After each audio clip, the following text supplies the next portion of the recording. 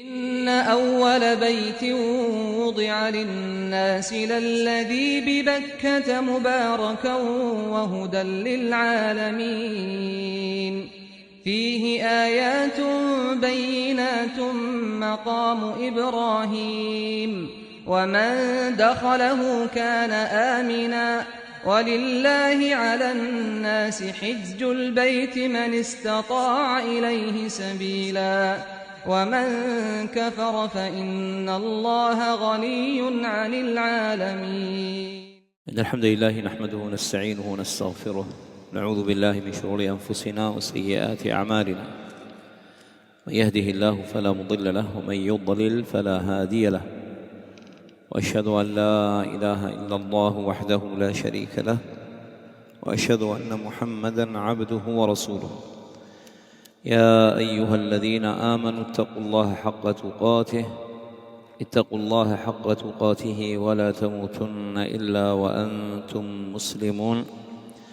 يا أيها الناس اتقوا ربكم الذي خلقكم من نفس واحدة وخلق منها زوجها وبث منهما رجالا كثيرا ونساء، واتقوا الله الذي تساءلون به والأرحام إن الله كان عليكم رقيبا. يا أيها الذين آمنوا اتقوا الله وقولوا قولا سديدا يصلح لكم أعمالكم ويغفر لكم ذنوبكم، ومن يطع الله ورسوله فقد فاز فوزا عظيما. أما بعد، فإن أصدق الحديث كتاب الله، وخير الهدي هدي محمد صلى الله عليه وسلم، وشر الأمور محدثاتها، وكل محدثة بدعة، وكل بدعة ضلالة، وكل ضلالة في النار. أما بعد، فنواصل مع أحكام الحج والعمرة خطوة بخطوة. وكان آخر شيء تطرقنا له المواقيت الزمانية. قلنا أن للحج والعمرة مواقيت زمانية ومكانية. المواقيت، la dernière chose qu'on a évoquée hier, c'était les délimitations temporelles et spatiales, ce qu'on appelle المواقيت. وذكرنا أن الميقات الزمني للحج هو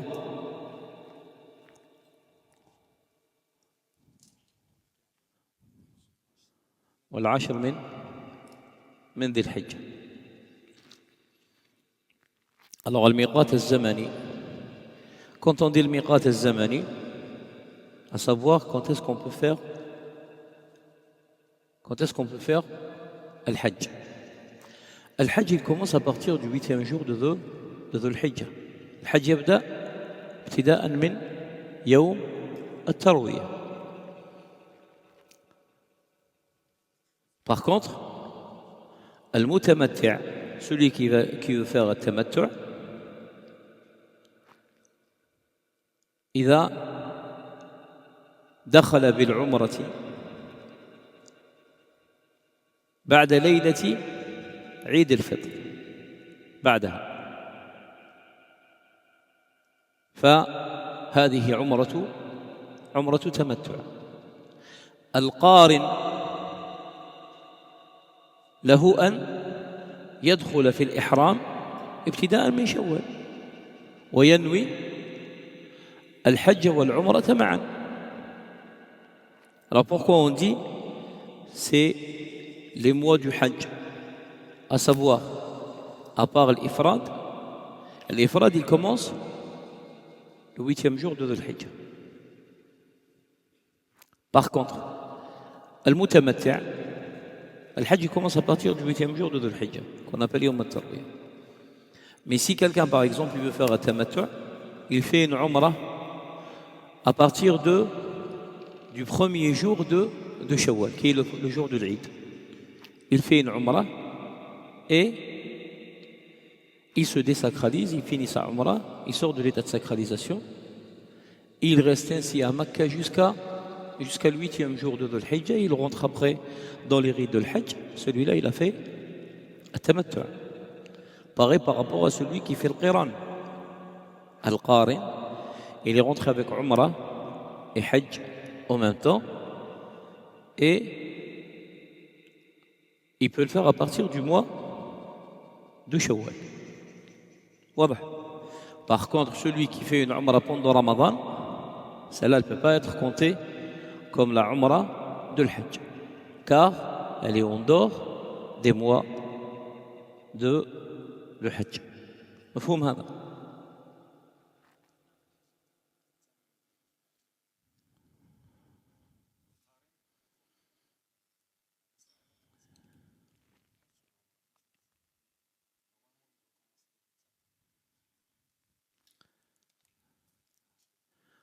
يبدأ بالعمرة، يبدأ وش قلنا؟ القارن، نعم، يصل إلى مكة يعتمر، وله أن يسعى السعي، يسعى في العمرة أو يتركه إلى بعد الحج.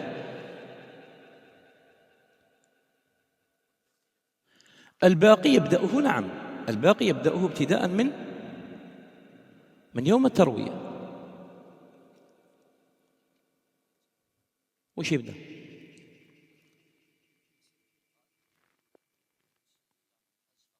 اي نعم، نفس الشيء، لكننا نتكلم على كونه له نسك واحد فقط، فهذا في المناسك تبدأ من اليوم الثامن.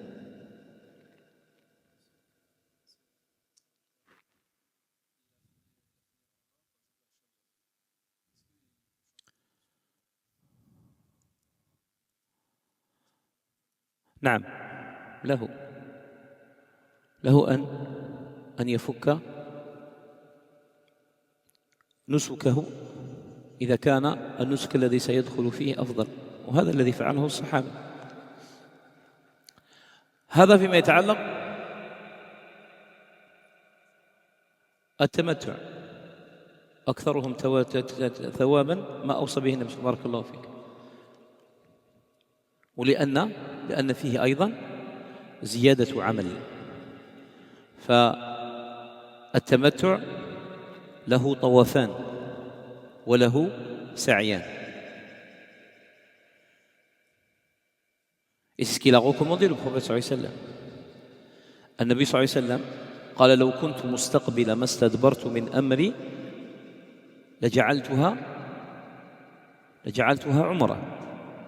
وفي رواية: لولا أني سقت الهدي لجعلتها عمرة.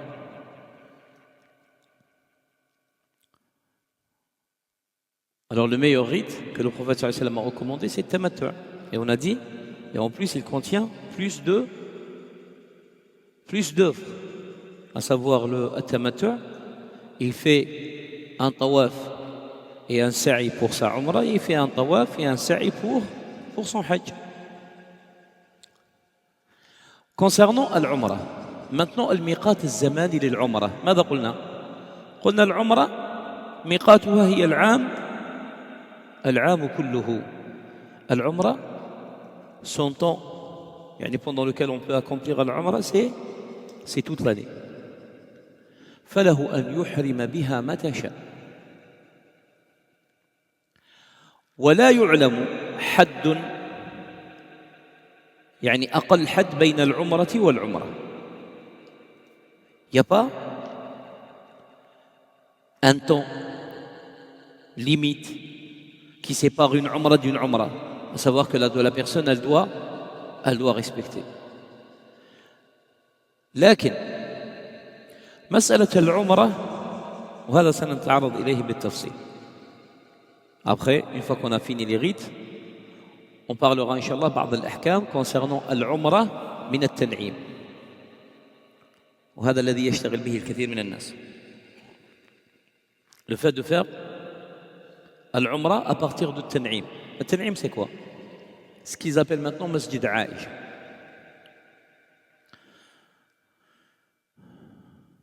وهو أقرب حل، يعني c'est le lieu le plus proche du périmètre sacré.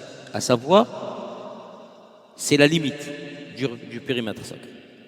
At-Tan'im, on est en dehors du périmètre sacré.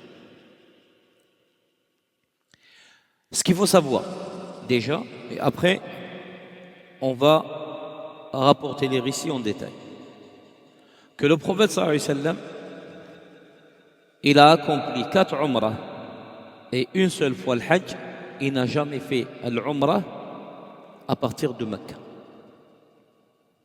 Les 4 umrah que le prophète sallallahu alayhi wa sallam a fait, c'était en rentrant à Mecca, yani en passant par le miqat. Et l'umrah de partir de Tan'im, elle est spécifique à, c'était Aïcha radiyallahu anha. Yani la cause de cette umrah, c'était Aïcha qui a eu ces monstres. Et on verra qu'est-ce qu'ils disent les savants par rapport à la personne qui multiplie les umrah à partir de Tan'im.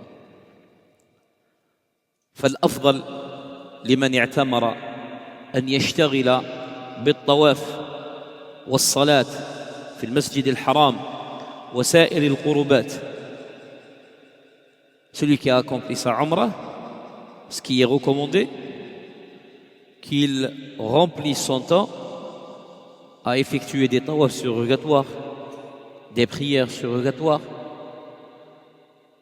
des adhkar, lecture du Coran, وعدم الخروج إلى الحل لأداء العمرة إن كانوا قد أدوا عمرة الإسلام. Et la personne, elle n'a pas à se préoccuper à chaque fois de sortir au hil et de revenir avec une umrah si elle a effectué déjà umrah al-Islam, à savoir l'umrah qui est obligatoire.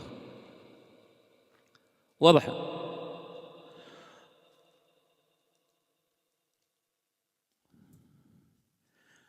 المواقيت المكانية. On a fini avec المواقيت الزمانية. المواقيت المكانية. المواقيت المكانية هي المواضع التي يجب على من مر بها مريدا الحج أو العمرة الإحرام منها. وقد جاء بيانها في السنة عن رسول الله صلى الله عليه وسلم. فعن عبد الله بن عباس رضي الله عنهما أن رسول الله صلى الله عليه وسلم وقت لأهل المدينة ذا الحليفة، ويسمى اليوم أبيار علي.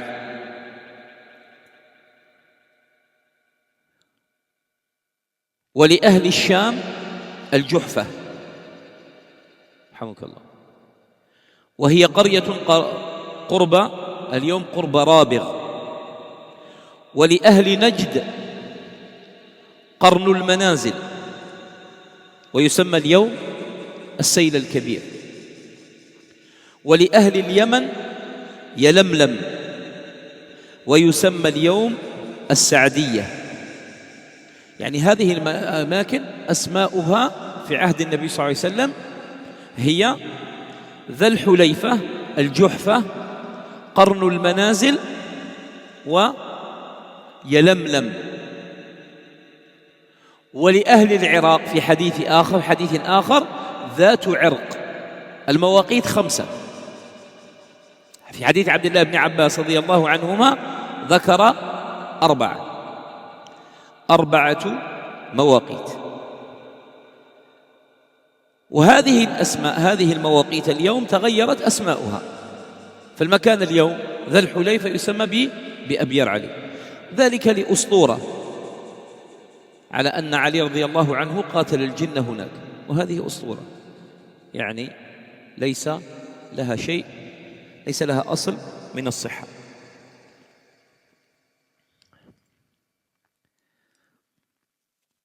قال صلى الله عليه وسلم، قال عبد الله بن عباس رضي الله عنهما أن رسول الله صلى الله عليه وسلم وقت لأهل المدينة ذا الحليفة، ولأهل الشام الجحفة، ولأهل نجد قرن المنازل، ولأهل اليمن يلملم. قال صلى الله عليه وسلم: هن لهن ولمن أتى عليهن من غيرهن. يعني هن لهن يعني هذه المواقيت هي مواقيت لأهل هذه المواقيت، يعني لمن يسكن بجوارها، فهي ميقاته. هن لهن، ولمن أتى عليهن من غيرهن، يعني إذا مر المعتمر أو الحاج وهو ليس من أهل هذه المواقيت ولكن مر على ميقات منها فهي ميقاته. ممن أراد الحج والعمرة، وهذا مهم، ممن أراد الحج أو العمرة، يعني إنسان سافر لغير الحج، سافر للتجارة ومر على هذا الميقات، هل بالضرورة عليه أن يدخل في النسك؟ لا، هي ميقات لمن أراد الحج والعمرة. ومن كان دون ذلك، الآن هذه حول مكة، من كان الآن قبلها، وهذا ما يحدث في الحج، فمحله من حيث أنشأ. يعني ما هو ميقاته؟ ميقاته من حيث نوى الحج، حتى أهل مكة من مكة. رواه الإمام البخاري ومسلم.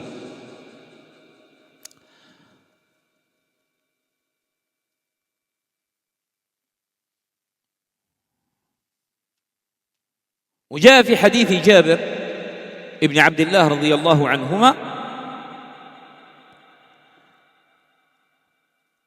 مرفوعا أن النبي صلى الله عليه وسلم قال: ومهل أهل العراق من ذات عرق. مهل أهل العراق من ذات عرق. وذات عرق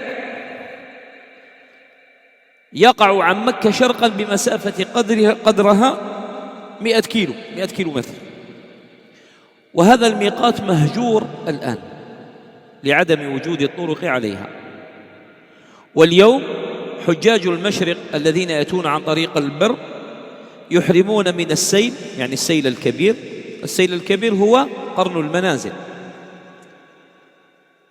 أو من ذي الحليفة من المدينة. فعن عائشة رضي الله عنها أيضا أن رسول الله صلى الله عليه وسلم وقت لأهل العراق ذات عرق، وقت لأهل العراق ذات عرق. هذا لفظ أبي داود. وأما لفظ النسائي، الإمام النسائي رحمه الله، فذكر المواقيت الخمسة. قالت عائشة رضي الله عنها: وقت رسول الله صلى الله عليه وسلم لأهل المدينة ذا الحليفة، ولأهل الشام ومصر الجحفة، ولأهل العراق ذات عرق، ولأهل نجد قرنا، أي قرن المنازل، ولأهل اليمن يلملم. أخرجه أبو داود بلفظه من كتاب المناسك باب في المواقيت. وأخرجه النسائي بذكر المواقيت الخمسة كتاب مناسك الحج باب ميقات أهل العراق. وصححه الشيخ الألباني رحمه الله في صحيح سنن أبي داود وفي صحيح سنن النسائي. وعن أبي الزبير أنه سمع جابر بن عبد الله رضي الله عنهما يسأل عن المهل فقال: سمعته، وأحسبه رفع ذلك إلى النبي صلى الله عليه وسلم، فقال: مهل أهل المدينة من ذي الحليفة، والطريق الآخر الجحفة، ومهل أهل العراق من ذات عرق، ومهل أهل نجد من قرن المنازل، ومهل أهل اليمن من يلملم. رواه الإمام مسلم في كتاب الحج باب مواقيت الحج والعمرة. وعن الحارث بن عمرو السهمي رضي الله عنه أنه قال: أتيت رسول الله صلى الله عليه وسلم وهو بمنى أو بعرفات وقد أطاف به الناس. قال: فتجيء الأعراب فإذا رأوا وجهه قالوا: هذا وجه مبارك. قال: ووقت ذات عرق لأهل العراق. خرجه الإمام أبو داود في كتاب المناسك وحسنه الشيخ الألباني رحمه الله في صحيح سنن أبي داود. وعن نافع مولى ابن عمر رضي الله عنهما قال لما فتح هذان المصران الكوفة والبصرة أتوا عمر رضي الله عنه، يعني أتى الناس إلى عمر بن الخطاب رضي الله عنه فقالوا يا أمير المؤمنين إن رسول الله صلى الله عليه وسلم حد لأهل نجد قرنا، يعني قرن المنازل، وهو جور عن طريقنا. جور عن طريقنا أي طريقه مائل، يعني نحن طريقنا من هذه الناحية وقرن المنازل مائل عن طريقنا الذي نسلكه ونقصده، يعني بعيد عليه، يعني بذلك يعني ça va leur faire un détour. هذا معنى وهو جور عن طريقنا. وأن إن أردنا قرنا شق علينا. قال فانظروا حذوها أي اعتبروا ما يقابل الميقات من الأرض التي تسلكونها من غير ميل فاجعلوها ميقاتا من طريقكم. فحد لهم ذات عرق. ولم يبلغ عمر بن الخطاب رضي الله عنه حديث عائشة رضي الله عنها ولا حديث جابر بن عبد الله رضي الله عنهما ولا حديث الحارث بن عمرو السهمي رضي الله عنهم أجمعين في تحديد النبي صلى الله عليه وسلم ذات عرق لأهل العراق، فحدده رضي الله عنه لأهل العراق، حدد ذات عرق، وهذا من اجتهاداته الكثيرة رضي الله عنها التي وافق فيها السنة، يعني دون أن يعلم حديث أن النبي صلى الله عليه وسلم قد حد لأهل العراق ذات عرق. اجتهد رضي الله عنه وكان اجتهاده موافقا لما قاله النبي صلى الله عليه وسلم.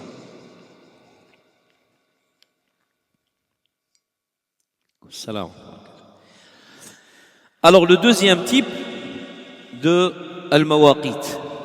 On a dit al-mawaqit, ils sont de deux types, temporel et spatial. Le deuxième type, la délimitation terrestre, qui sont les lieux ou les endroits qu'il est obligatoire pour celui qui les traverse et qui souhaiterait accomplir le hajj et la umrah d'être en état de sacralisation. Et ces délimitations terrestres ont été spécifiées et expliquées dans la sunna prophétique, notamment dans le hadith de Abdullah ibn Abbas radiyallahu anhuma, dans lequel il dit le prophète sallallahu alayhi wa sallam a défini pour les gens de Médine Dhul Hulayfa. Dhul Hulayfa qu'on appelle aujourd'hui Abiyaru Ali. Et celui-là, ce miqat-là, c'est le miqat le plus éloigné de Mecque. Il est à peu près 400 et quelques kilomètres. هذا الميقات أبعد المواقيت.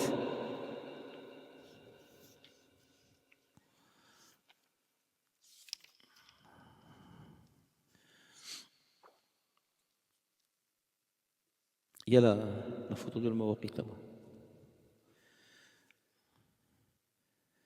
Et pour les gens du Cham, la région de la Syrie, la Jordanie, la Palestine, Al-Juhfa, à savoir les pèlerins qui viennent du Cham, d'Égypte et du Maghreb, leur miqat, c'est Al-Juhfa. Et Al-Juhfa, c'est un village en ruine, situé près de Rabir.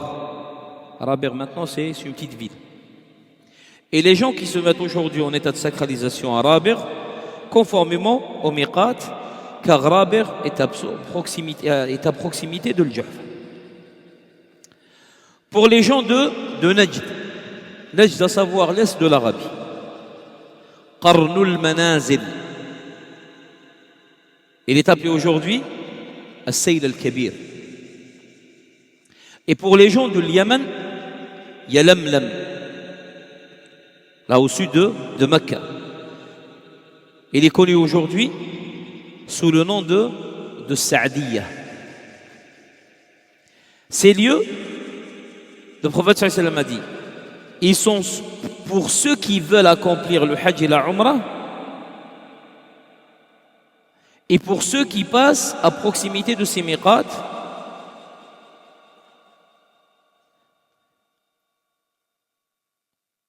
parmi ceux qui n'y résident pas. Et pour tous ceux qui ont, à savoir, qui ont l'intention d'accomplir le hajj et la umrah. À savoir ces mawaqit, c'est les miqats des habitants qui habitent à côté de ces miqats et de ceux qui sont de passage par ces miqats. Et quant à celui qui réside en deçà de ces lieux, à savoir avant ces lieux-là, le lieu où il se mettra en état de sacralisation est le lieu où il réside. Par exemple, quelqu'un il habite maintenant, voilà pour ceux qui sont à Mecca. Yawm al-Tarwiyah.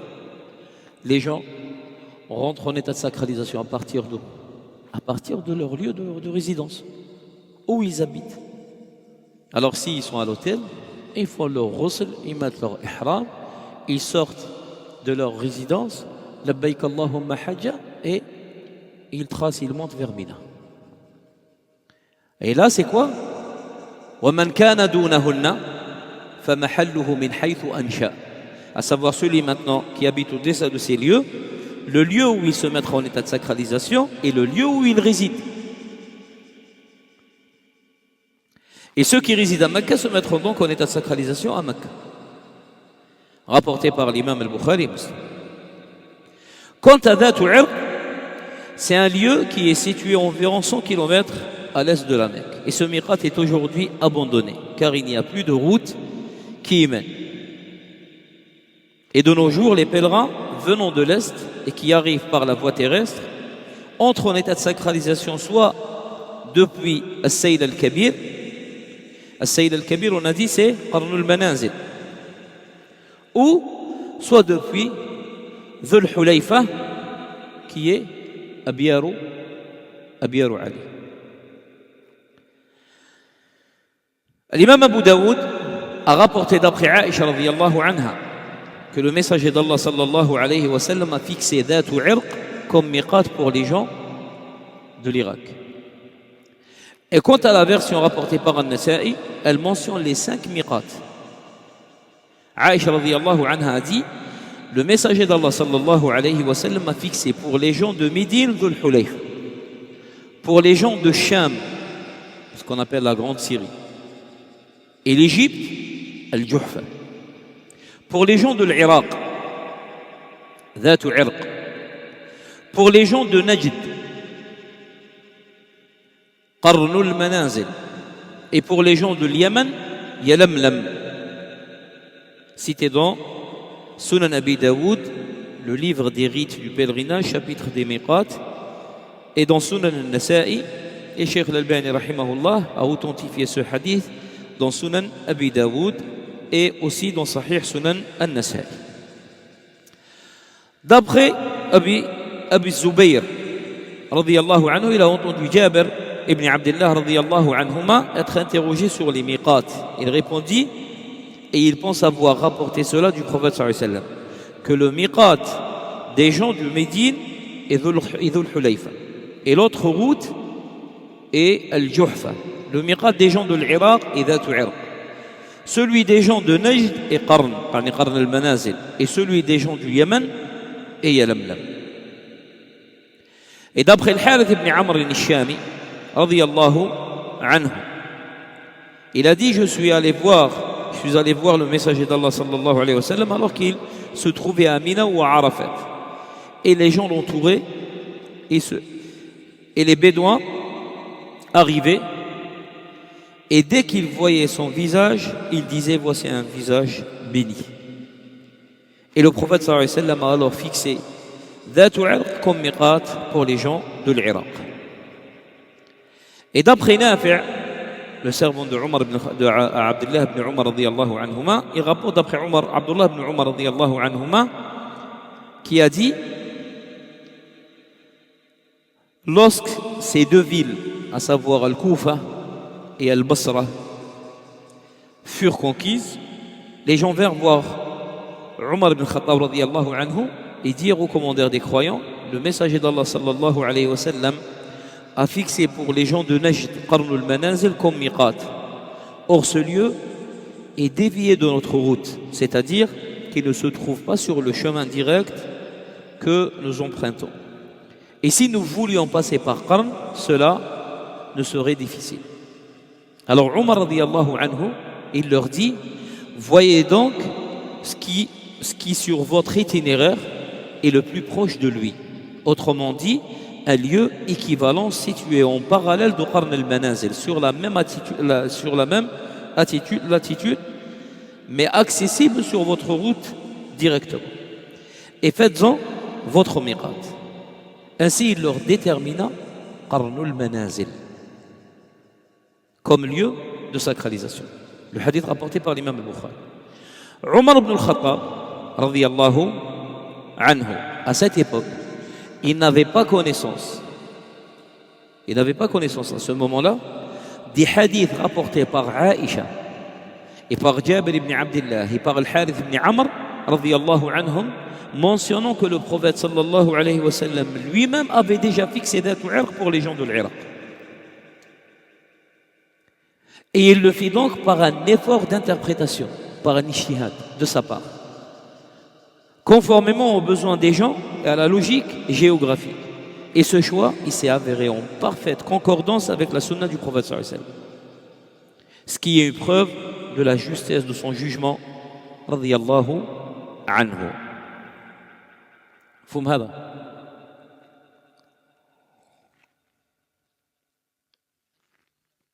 من مكة. لا نفس ليس شيء. نعم. سيأتي التفصيل على ذلك. والواجب على من مر. C'est possible que la question elle va venir. Et on en détaille les points par point. والواجب على من مر على هذه المواقيت أن يحرم منها ويحرم عليه أن يتجاوزها بدون إحرام إذا كان قاصدا مكة يريد حجا أو عمرة، سواء كان مروره عن طريق البر أو البحر أو الجو. والمشروع لمن توجه إلى مكة عن طريق الجو بقصد الحج أو العمرة أن يتأهب لذلك بالغسل ونحوه قبل الركوب في الطائرة. فإذا دنا من الميقات لبس إزاره ورداءه ثم لبى بما يريد من حج أو عمرة. وإن لبس إزاره ورداءه قبل الركوب أو قبل الدنو من الميقات فلا بأس، ولكن لا ينوي الدخول في الإحرام ولا يلبي إلا إذا حاذ، يعني اقترب من الميقات أو دنا منه، لأن النبي صلى الله عليه وسلم لم يحرم إلا من الميقات. Il est obligatoire pour toute personne qui passe par l'un de ces miqats d'y entrer en état de sacralisation s'ils seront à la Mecque avec l'intention d'accomplir le Hajj ou la Umrah. Et il lui est interdit de le dépasser ou les dépasser sans être en état de ihram, que ce soit par voie terrestre, maritime ou aérienne.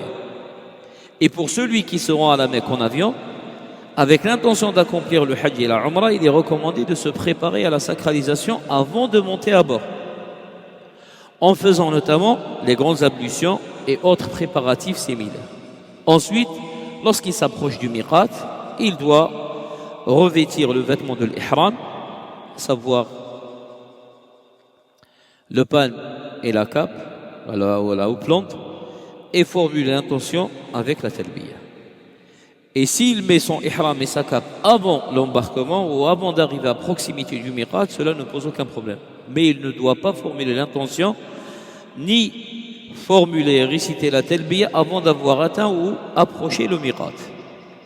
Car le prophète sallallahu alayhi wa sallam n'a jamais débuté sa sacralisation, à savoir son intention, qu'à partir du miqat.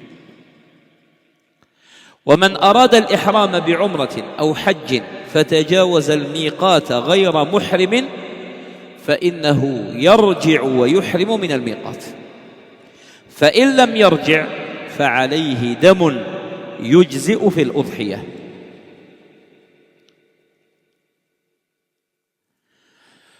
الإحرام ركن من أركان العمرة والحج، والإحرام من الميقات واجب من واجبات العمرة والحج، ومن ترك واجبا فعليه دم، لحديث عبد الله بن عباس رضي الله عنهما قال: من نسي من نسكه شيئا أو تركه فليهرق دما. رواه الإمام مالك في الموطأ والدارقطني والبيهقي، وقال الإمام الألباني رحمه الله: ثبت موقوفا وانظر إرواء الغليل. Alors celui qui souhaite entrer en état de sacralisation pour accomplir une umrah ou un pèlerinage, mais qui dépasse le miqat sans être en état de sacralisation, celui-là il doit revenir au miqat pour se mettre en état de sacralisation. Et s'il ne revient pas, alors il lui est obligatoire de sacrifier une offrande, un sacrifice, équivalent à celui qui est valable pour le sacrifice de l'Eid, comme un mouton, une brebis ou une chèvre. Et ça, c'est pour réparer et combler ce manquement. On a dit rentrer en état de sacralisation, ce qu'on appelle l'ihram. Ça, c'est un pilier parmi les piliers de la Umrah et de l'Hajj.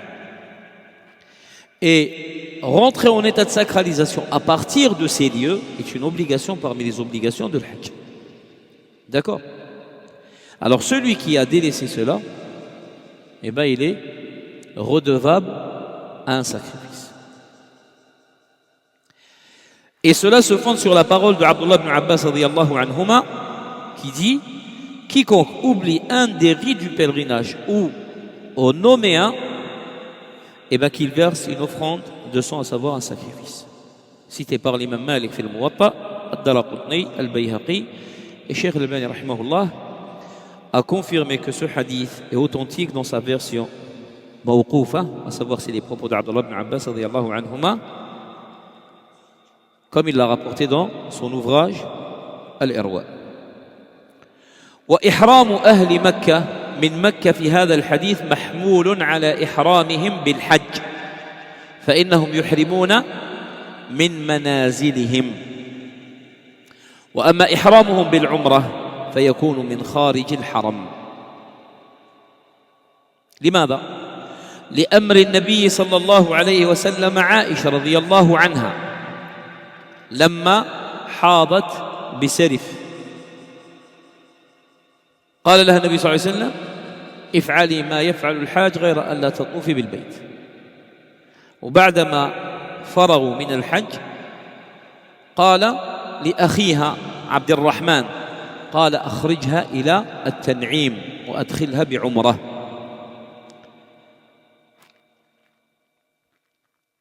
فالعمرة تكون من الحل لأمر النبي صلى الله عليه وسلم عائشة رضي الله عنها بالخروج إلى التنعيم للإحرام منه، والحديث في الصحيحين من حديث عائشة رضي الله عنها.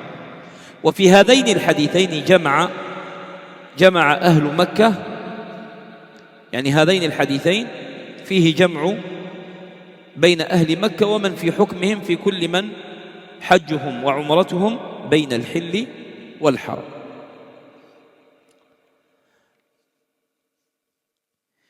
Alors l'état de sacralisation des habitants de Mecca, dans le lieu et les deux à partir du lieu de leur résidence, il doit être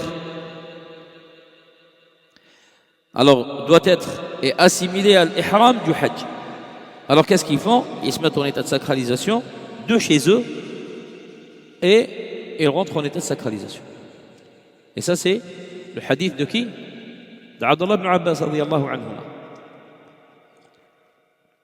ومن كان دونهن فمحله من حيث أنشأ. وهؤلاء أنشأوا ما معنى؟ نووا. الإنشاء ici ça veut dire quoi? Et ceux qui ont eu l'intention d'accomplir le Hajj Et ils sont avancés, ces mawaqit, à savoir, ils sont plus proches de Mecca. Et bien ceux-là, qu'est-ce qu'ils font? Et bien c'est à partir de leur lieu de résidence. Quant à la Umrah, ils doivent être en état de sacralisation à l'extérieur du périmètre sacré. Et la preuve réside dans le hadith où le prophète sallallahu alayhi wa sallam a ordonné à Aïcha radiyallahu anha de se rendre à Tan'im. Ce qui s'est passé, que Aïcha radiyallahu anha, en arrivant, quand elle est partie faire le hajj avec le prophète sallallahu alayhi wa sallam. Le prophète sallallahu alayhi wa sallam, pendant le hajj, il a pris toutes ses épouses pour le hajj. Et Aïcha radiyallahu anha, en arrivant à un lieu proche de Mecca qui s'appelle Sarif, elle a eu ses mousses. Et elle s'est mise à pleurer. فقال لها النبي صلى الله عليه وسلم قال ما لك أنفستي النفاس يطلق على أيضا على الحي. Elle a dit, t'as été menstruée? Elle a dit oui. Le prophète sallallahu alayhi wa sallam a dit à Aïcha radiyallahu anha, fais tout ce que le hajj fait à part at-tawaf autour de l'bayt, de la maison sacrée. وهذا الذي تفعله المرأة إذا كانت في حال عائشة رضي الله عنها. C'est ce qu'elle doit faire la femme si elle est dans le cas de Aïcha radiyallahu anha. Alors qu'est-ce qu'elle fait? Eh bien, elle fait son ghusl, elle rentre en état de sacralisation à partir du miqat, même si elle a ses menstrues. Elle commence à faire un talbiya, elle arrive à Mecca, elle ne fait pas de tawaf, elle ne fait pas la umrah. Si maintenant le hajj arrive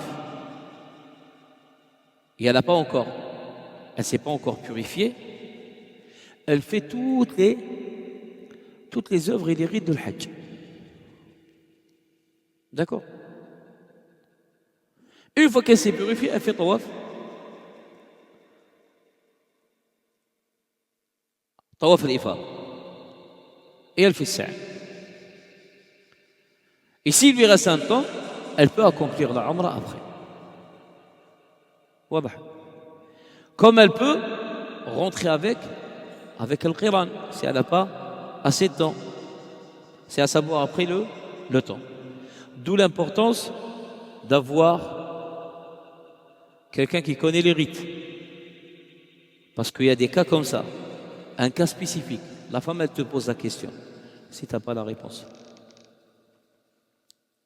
tu fais comment? C'est pour ça qu'on dit être un guide. C'est pas un jeu, c'est une responsabilité. Et beaucoup de gens, wallahi, si tu lui demandes et tu commences à lui poser des questions basiques dans les rites, il ne saura pas répondre. Des guides. Lui déjà, il a besoin d'un guide. Wallahi al-azim. Je dis ça, c'est pas pour rabaisser la pelle et ces gens ou quoi que ce soit. Ya akhi. Et c'est une responsabilité. Et c'est possible, c'est pour toi, c'est un hajj surrogatoire. Pour la personne, c'est un hajj obligatoire. C'est son hajj de l'islam. Et c'est pas un voyage touristique. Tu veux partir comme guide? Apprends. Et il y a des questions, c'est pas j'attends ou là je vais appeler quelqu'un pour lui demander. Ça arrive, tu dois répondre immédiatement. Et on parle de quoi? On parle de l'hajj. On parle des rites de l'hajj et de la umrah. Et des fois, tu mets la personne dans la gêne.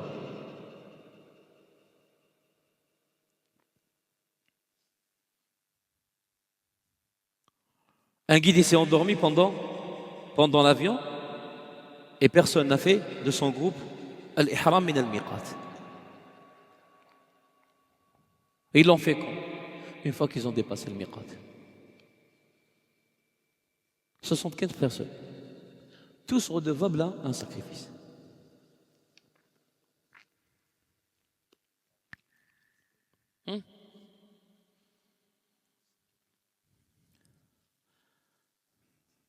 Toi, Ibrahim, fais pas.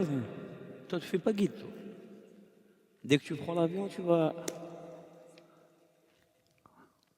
Il va payer quoi? Après, les gens, c'est quoi? C'est pour valider son hajj à lui. Il ne va pas compter sur lui pour réparer ça. C'est pour vous dire l'importance. On ne dit pas ne le fais pas. Mais prends cette responsabilité avec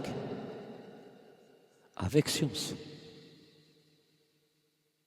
Et comme ça, tu seras récompensé d'apprendre aux gens la sunna, d'apprendre aux gens comment le prophète sallallahu alayhi wa sallam a fait son hajj. Tu leur dis voilà, ça fait partie de la sunna. Ça, c'est pas rapporté. Huna tu'jar. La personne, si elle part, elle s'attend que les gens font des doigts pour lui, en sa faveur, fi Arafat. C'est pas pour qu'ils vont invoquer Allah Azza wa Jalla contre toi.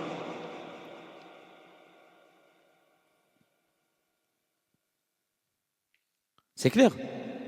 Alors c'est une responsabilité. Comme il a dit le prophète. Apprends correctement les rites. Essaye un tatafaqah, même les questions concernant les femmes, les questions concernant la prière du voyageur, tout ce qui concerne le hajj. Ahkam al-qasr fi as-salat, ahkam al-wakala, ahkam al-niyaba. Si quelqu'un il va mandater quelqu'un. Et tu vois les gens quand ils n'ont pas de science. Des gens, ils forçaient des personnes âgées de faire des trajets à Mina, alors que il fallait juste qu'il dise à quelqu'un faire la lapidation à sa place et la personne elle a failli passer, wallah. C'était un diabétique et le guide il le forçait d'aller faire le trajet en plein soleil pour la lapidation des stèles. Pourquoi tu ne l'as pas laissé faire Khayb? Il me dit mais il n'a pas fait le Rami. Je dis il va te déléguer toi, tu fais à sa place. Ah c'est possible.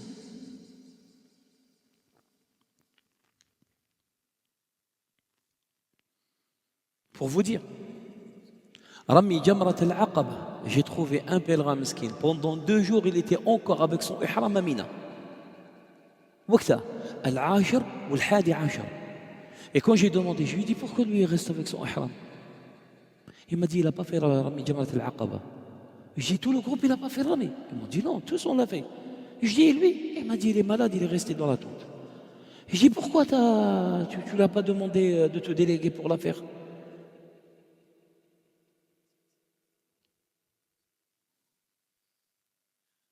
Alors qu'il fallait quoi? Juste il lui dit fais-le à ma place. Il aurait lapidé à sa place. Il revient, et il lui rase les cheveux et il change et on lève les ihram. Vous voyez le manque de science, comment tu mets la personne dans la gêne. Et la personne mesquine, il est resté là avec son ihram en pleine chaleur.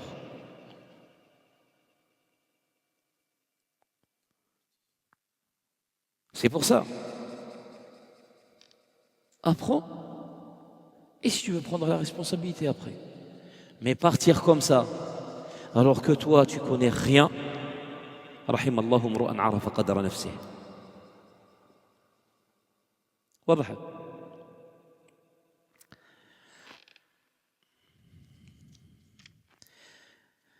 Alors, quant à la Umrah, ils doivent être en état de sacralisation à l'extérieur du périmètre sacré. Et la preuve réside dans le hadith où le prophète sallallahu alayhi wa sallam a ordonné à Aïcha radiyallahu anha. On a dit que Aïcha radiyallahu anha, quand elle est arrivée à Sarif, elle a eu ses menstrues. Le prophète sallallahu alayhi wa sallam lui a dit fais tout ce que le hajj fait à part le tawaf autour de la Kaaba. Une fois qu'ils ont tout terminé, ils allaient rentrer. Elle s'est mise à pleurer une deuxième fois. Et le prophète sallallahu alayhi wa sallam l'a interrogée. Elle a dit toutes tes épouses rentrent avec une umrah et un hajj, moi je rentre seulement avec un hajj. Alors le prophète sallallahu alayhi wa sallam lui a ordonné, il a ordonné à son frère Abdurrahman, fils d'Abu Bakr radiyallahu anhum ajma'in. قال له أخرجها إلى التنعيم وأدخلها بعمرة. Il a dit sors là au Tan'im, il a entré après avec une umrah. Et ce qui prouve que c'est ce qu'ils faisaient les compagnons radiyallahu anhum et que cela a été spécifique à Aïcha radiyallahu anha, que son frère Abdurrahman ibn Abi Bakr radiyallahu anhuma, qui l'a accompagné, il a compris que c'était spécifique à Aïcha. La preuve que lui, il n'a pas fait l'Umrah. واضح.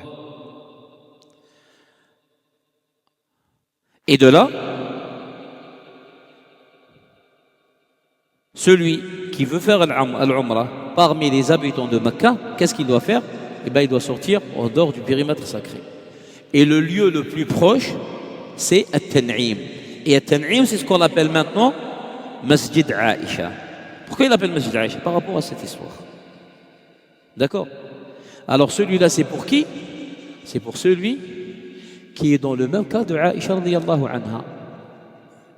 Mafhoum? Et dans ces deux hadiths, les gens de Mecca ont deux jugements différents. Pour le Hajj, ils se sacralisent de leur lieu de résidence. Par contre, pour leur Umrah, ils doivent se mettre en état de sacralisation à l'extérieur du périmètre sacré. وجاء ذكر هذه المواقيت الأربعة أيضا في حديث عبد الله بن عمر رضي الله عنهما وهو في الصحيحين. والميقات الخامس ذات عرق هو لأهل العراق، وقالوا ذات عرق لأن فيها جبل صغير وتسمى اليوم ذات عرق تسمى الضريبة، وقد جاء ذكره مع المواقيت الأربعة في حديث عائشة رضي الله عنها. ومن لم يمر بهذه المواقيت فإنه يحرم عند محاذاتها برا أو جوا أو بحرا، وإن أحرم قبل المواقيت صح إحرامه وخالف الأولى. قال الإمام ابن المنذر رحمه الله في الإجماع: وأجمعوا على أن من أحرم قبل الميقات أنه محرم، ومن مر بهذه المواقيت أو حاذاها وهو لم يرد الحج أو العمرة فإنه لا يلزمه الإحرام منها، كما دل عليه مفهوم قوله صلى الله عليه وسلم: ممن أراد الحج والعمرة.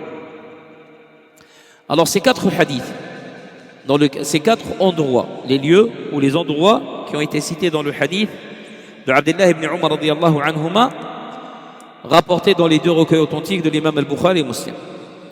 Et quand on sait qu'il y a Miqat, Dhatu Irq, on l'appelle ainsi pour sa proximité d'une petite montagne qu'on appelle aujourd'hui Ad-Dariba, pour les gens venant de l'Irak. Il a été mentionné avec les quatre autres miqat dans le hadith rapporté par l'imam al-Nasa'i d'après Aïcha radiyallahu anha, et aussi on a dit d'après le hadith de Jabir ibn Abdullah radiyallahu anhuma, et aussi le hadith rapporté par qui? Par qui?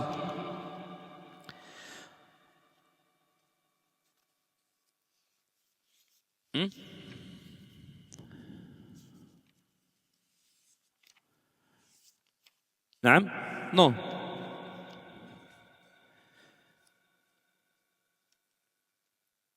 الحارث بن عمرو السهمي. Le hadith de Jabir, hadith de Aïcha et le hadith de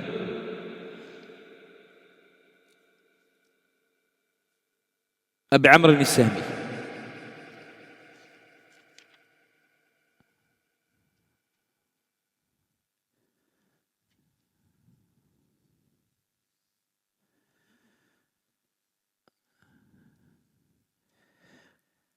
Il a été mentionné avec les quatre autres miqat dans le hadith rapporté par l'imam al-Nasa'i aussi, d'après Aïcha radiyallahu anha, selon une chaîne de narration authentique.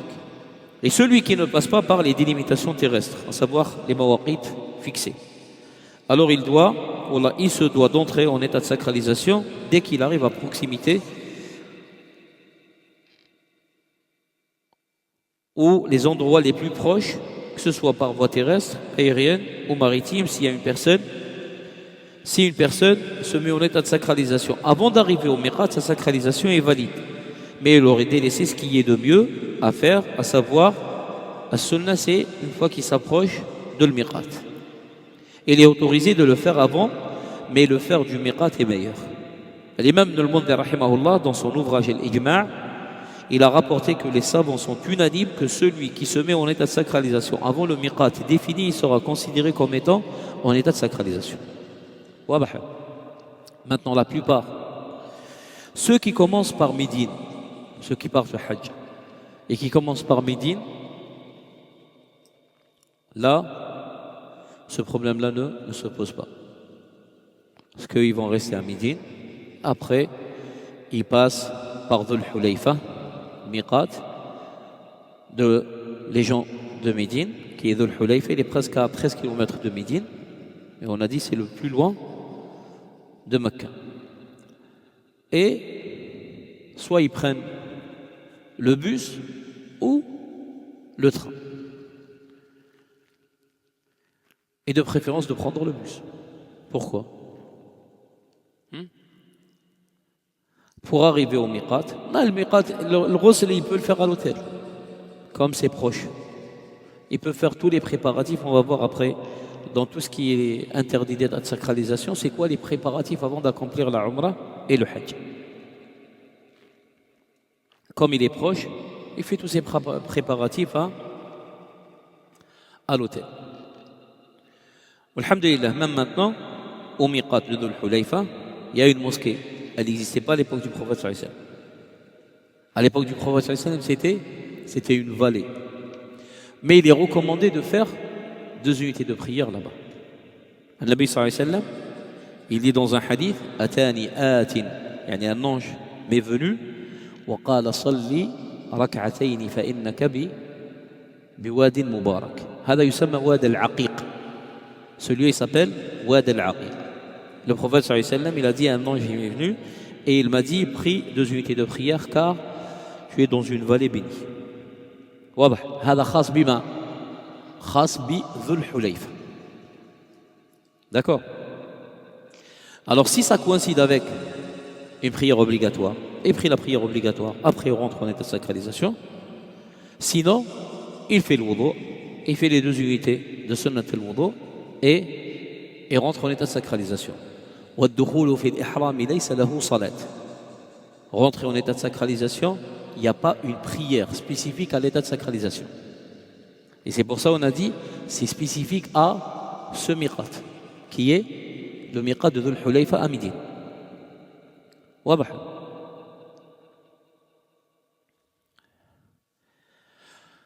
وجدة ليست ميقاتا للوافدين إليها ولو أقاموا بها مدة بل يحرمون إذا حاذوا الميقات برا وجوا وبحرا. نعم هي ميقات لأهلها. لماذا؟ لأنها دون الميقات. فمن أنشأ من جدة يحرم من جدة. فهي ميقات لمن؟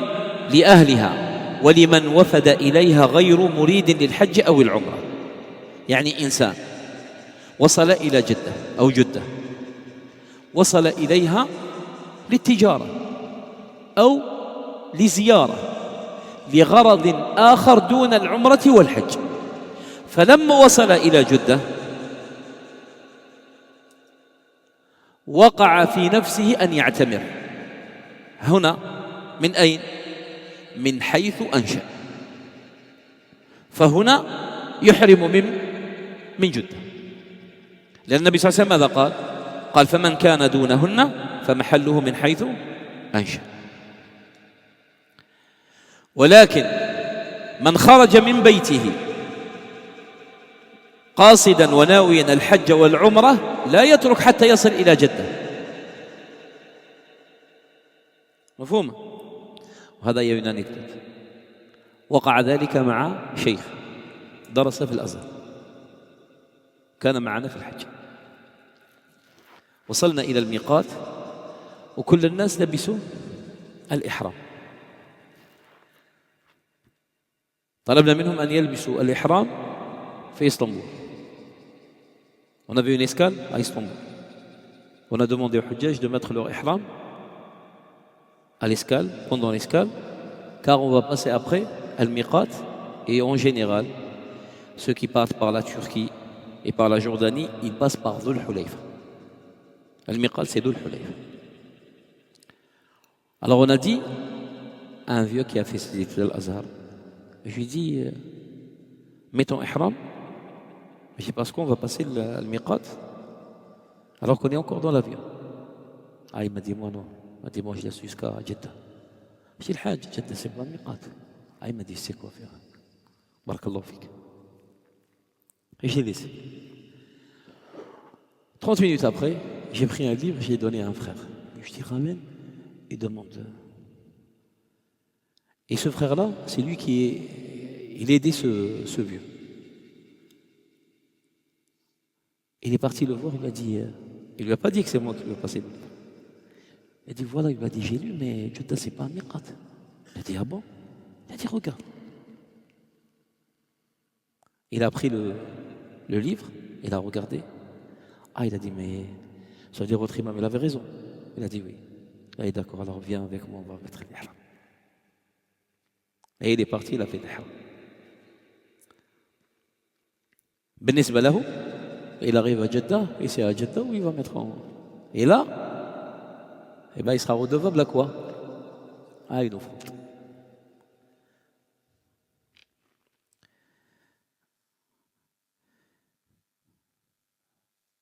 فمن وفد إلى جدة غير مريد للحج والعمرة ثم أنشأ الحج والعمرة ومن لم منها فهذا مهله من جدة ومن لم يكن في طريقه ميقات فإنه يحرم إذا حاذى أول ميقات منها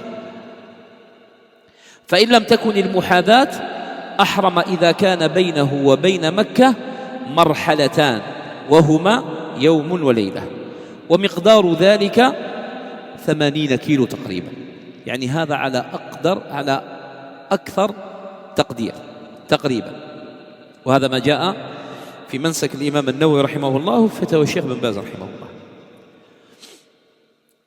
Sachant que Jeddah n'est pas un miqat, à savoir c'est pas un lieu à partir duquel la personne rentre en état de sacralisation. Pour ceux qui arrivent de l'extérieur, même s'ils séjournent un certain temps à Jeddah. En effet, ils doivent entrer en état de sacralisation lorsqu'ils passent à la hauteur du miqat, que ce soit par voie terrestre ou maritime ou aérienne. Oui, Jeddah est un miqat uniquement pour qui? Pour ses habitants.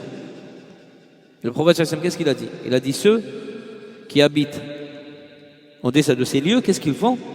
Eh bien leur miqat c'est à partir de leur lieu de résidence. Ou pour ceux qui viennent sans l'intention initiale d'accomplir le hajj ou la umrah. À savoir, quelqu'un il est parti à Jeddah, il avait un séminaire là-bas. Ça c'est le cas de plusieurs frères. Et en arrivant là-bas, il a vu que certains se préparaient pour faire l'umrah, il a eu l'intention de faire l'umrah. Et bien celui-là, son miqat c'est où? C'est à partir de Jeddah. Où il a, à partir du lieu où il a eu l'intention d'accomplir la umrah, là il rentre en état de sacralisation. Quant à celui dont l'itinéraire ne passe par aucun miqat,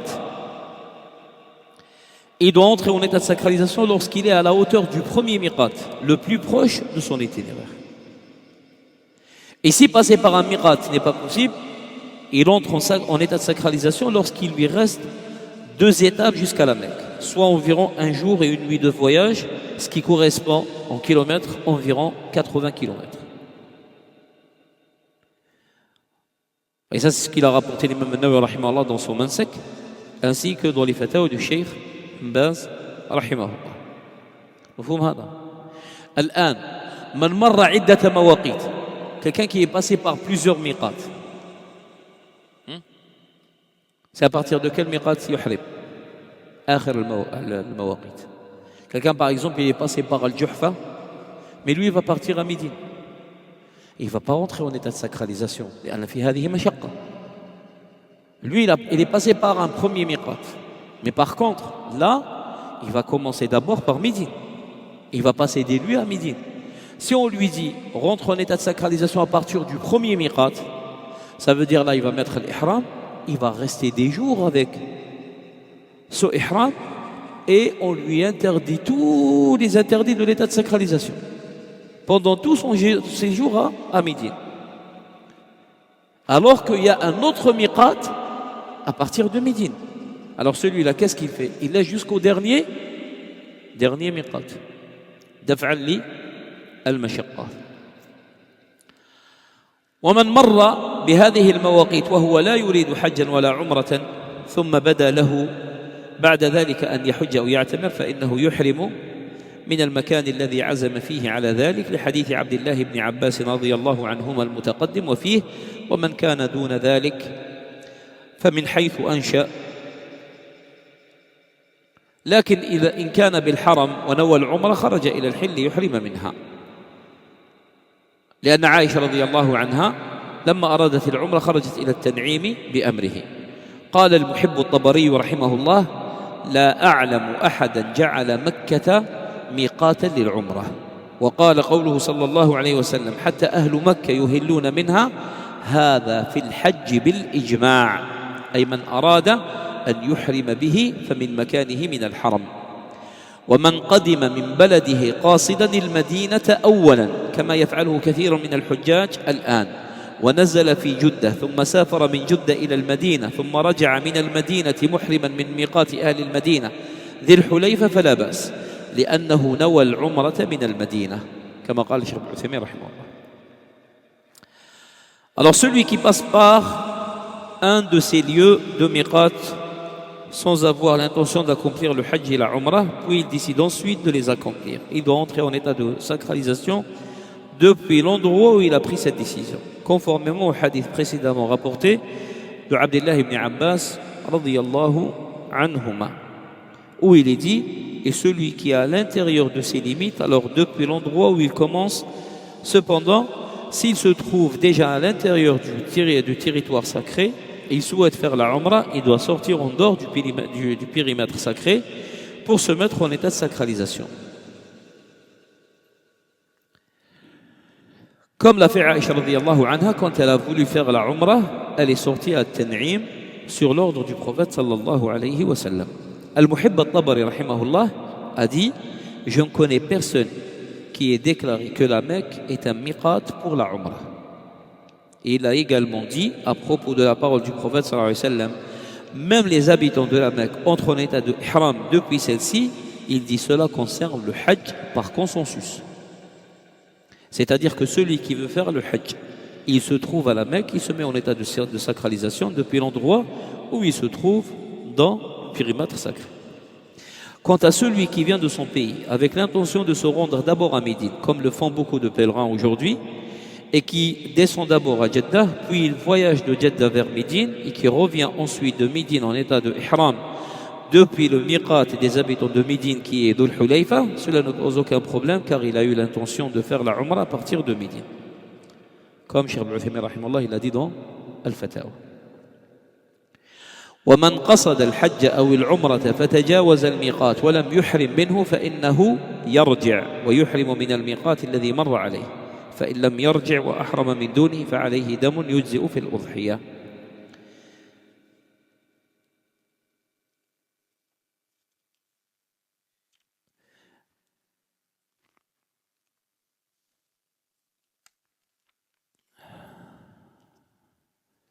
Alors des questions?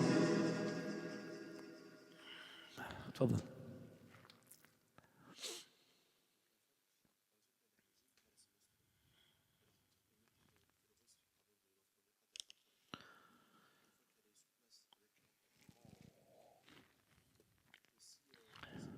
Reprends. Oui. Elle fait pas le ghusl là-bas. Elle fait le ghusl à l'hôtel. Non. تحرم. Elle fait pas la umrah.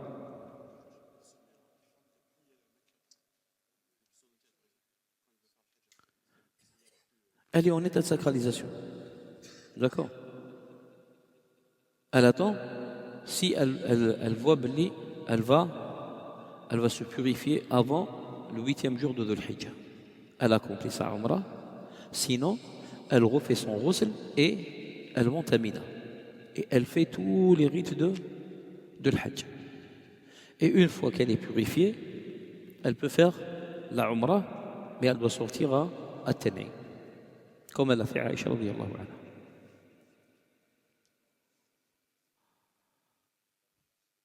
Il doit le faire là-bas, à Mecca. نعم. ما يتعلق بواجبات الحج هذا يطعم به مساكين أهل مكة. وما يسمى بفدية الأذى. فدية الأذى فمن كان منكم مريضا أو به أذى من رأسه ففدية من صدقة أو صيام أو نسك. الصدقة ما هي الصدقة؟ ما هو النسك؟ أو ما هو كم يصوم؟ كم يصوم؟ ذلك لمن لم يجد الهدي. On parle ici فدية الأذى. 3 jours à Mecca et 7 jours à Médine, ça c'est pour celui qui n'a pas trouvé le sacrifice. Mais fidiyat al-adha, celui par exemple qui a commis un interdit parmi les interdits de l'état de sacralisation. D'accord? Comme celui par exemple, le cas, on a dit la cause de la révélation du verset. C'était quoi? Et je vous l'ai dit juste hier. Un homme qui avait beaucoup de poux. Il a demandé au prophète sallallahu alayhi wa sallam s'il peut se raser les cheveux. فقال النبي صلى الله عليه وسلم قال احلق وافتي. Alors, هذه تسمى فدية الأذى. فدية الأذى, c'est la compensation par rapport à l'adha, à savoir la personne, elle peut pas par exemple rester sans faire un interdit par les interdits de l'état de sacralisation. D'accord? Je vous donne un cas actuel. Quelqu'un, par exemple, il a des varices. Il doit impérativement mettre des bas de contention. Sinon, il aura des problèmes de circulation de sang. Il est en état de sacralisation. Et il ne doit pas les mettre. En état de sacralisation, l'homme, il met seulement l'ihram et la cape. Alors maintenant, il doit porter ses bas de contention. Ça, c'est contrairement à l'état de sacralisation. D'accord, qu'est-ce qu'il fait? Celui-là, yafdi ala al-takhyir. D'accord? Ma huwa al-takhyir? Siyam, ou sadaqa, ou nusuk. Ala al-takhyir, il a le choix. Al-nusuk, dab hochet. Sacrifier une offrande.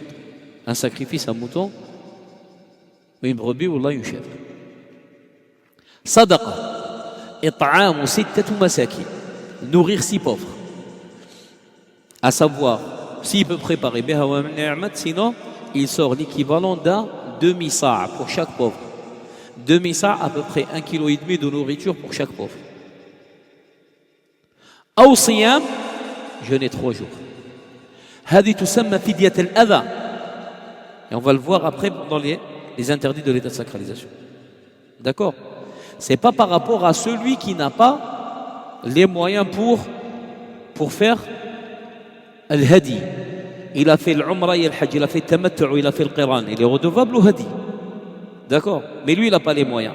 Celui-là, il jeûne 3 jours à Mecca et 7 jours une fois qu'il est rentré. Ça, c'est celui qui n'a pas les moyens de sacrifier l'offrande al-hadi par rapport à son hajj et sa umrah. Par contre,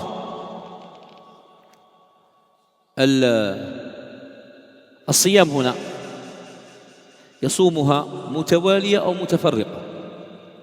Soit il jeûne les 3 jours affilés ou séparés, il n'y a pas de mal.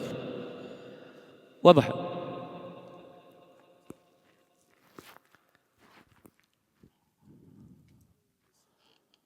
Non. نعم. والصيام في مكة الأصل on n'a pas jeûné أيام التشريق. أيام التشريق on ne les jeûne pas normalement. إلا من لم يجد الهدي. Quelqu'un par exemple, il lui reste juste 3 jours. Il a le 11, le 12 et le 13. Le 14, il doit quitter Mecca. Le Nabi sallallahu alayhi wa sallam, qu'est-ce qu'il a dit par rapport à Ayyam al-Tashriq? Il dit Ayyam al-Tashriq, Ayyam aklin wa shurbin wa dhikrin lillah. Il dit c'est des jours pour manger, boire et évoquer Allah Azza wa Jalla. Hadith de Aïcha radiyallahu anha. Il est interdit de jeûner ces 3 jours. D'accord? Mais maintenant, quelqu'un qui n'a pas les moyens pour sacrifier l'offrande, celui-là, il peut jeûner ces 3 jours. حتى وإن كانت أيام التشريق. لأنه يجب أن يصومها في مكة.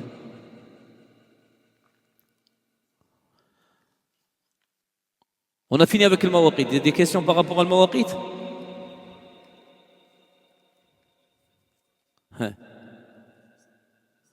نعم.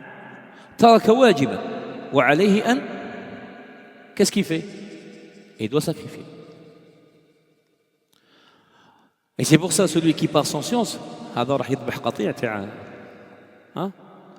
il va sacrifier un troupeau de moutons. S'il n'a pas de science, il part comme ça, il va oublier une obligation par là, une obligation par là. هذا كثر الدراهم معاه. Oui.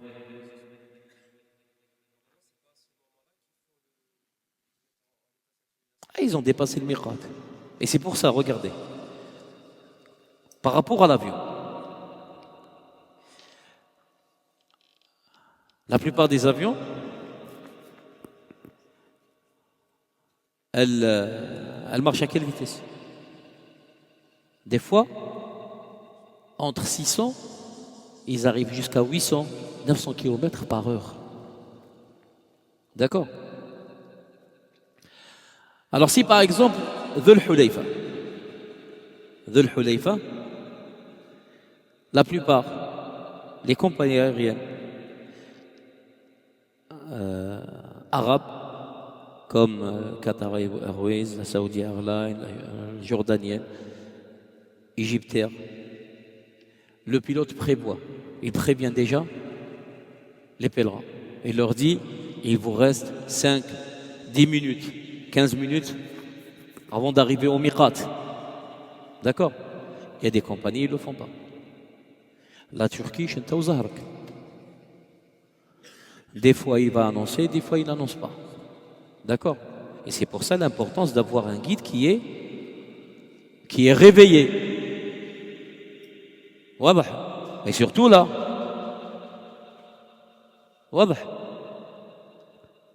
il y a maintenant des compagnies, tu pars avec Transavia, il y a des vols directs avec Transavia.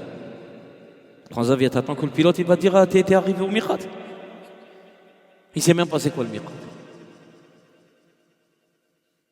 Alors d'où l'importance. Et là, même si tu le fais juste avant, ton ihram est valable. Mais tu as dépassé, tu l'as pas prononcé, tu n'as pas dit labbaik Allahumma umra, redevable à mouton. On continue demain, Inch'Allah. Wallahu ta'ala a'la wa a'lam. Subhanakallah wa bihamdika, ashhadu an la ilaha illa ant, astaghfiruka wa atubu ilayk.